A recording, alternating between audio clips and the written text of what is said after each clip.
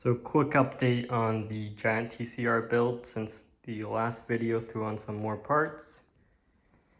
Pretty much finalizes the build, but I threw on the Hammerhead Karoo head unit up front, the EXSR180 carbon handlebars, and wrapped around it is the Burr OSA stealth bar tape that just came out. And so otherwise, this pretty much wraps up the final build update, and hopefully be out and riding very soon.